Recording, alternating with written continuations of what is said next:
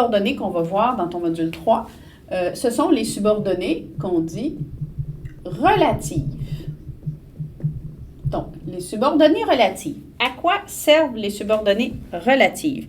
Alors, dans ton module, tu les retrouveras à la page 35. Donc, la subordonnée relative, son rôle, c'est de venir compléter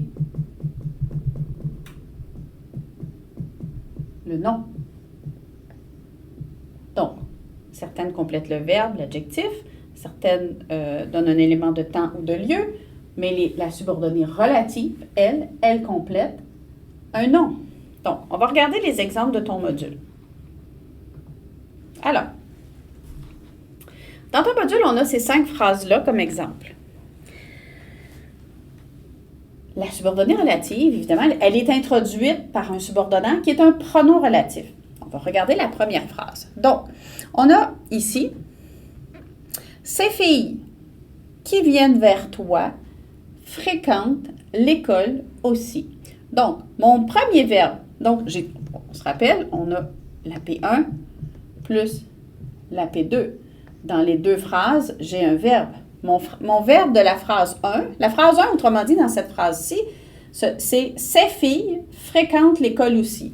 Donc, si je dis la P1, ça ici, ces filles, et à partir de ici, donc, fréquentent l'école aussi, ça ici, c'est la P1. Qui viennent vers toi, je vais changer de couleur.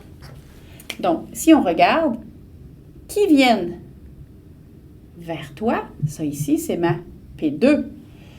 J'ai un pronom relatif plus un deuxième verbe. Donc, ça confirme que j'ai, pronom relatif plus deuxième verbe, j'ai bien une P2.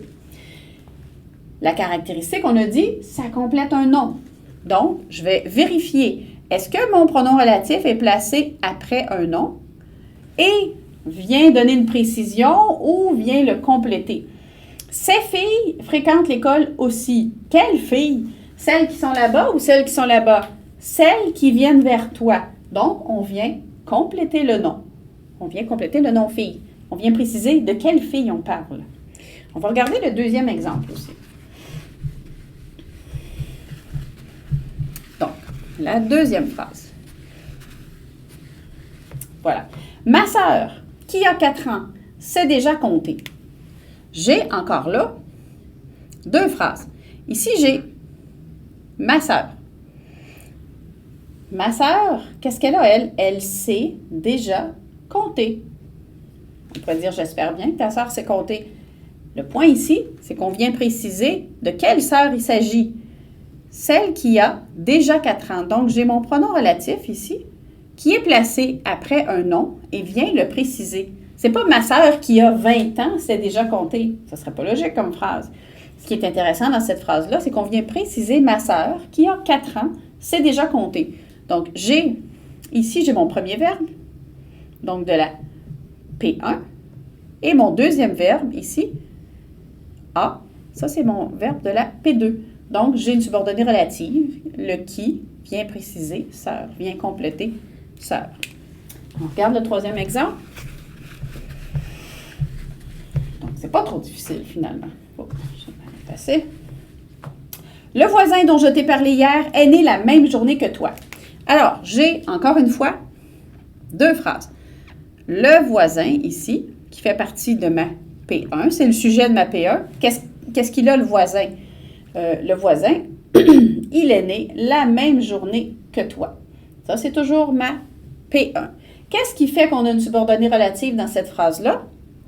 C'est le « dont je t'ai parlé hier ».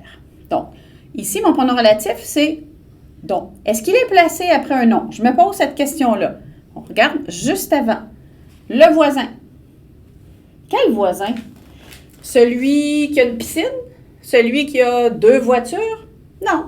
Celui dont je t'ai parlé hier. Donc, je viens compléter le nom voisin. Je viens préciser de quel voisin il s'agit. Donc, c'est une subordonnée relative. Voilà.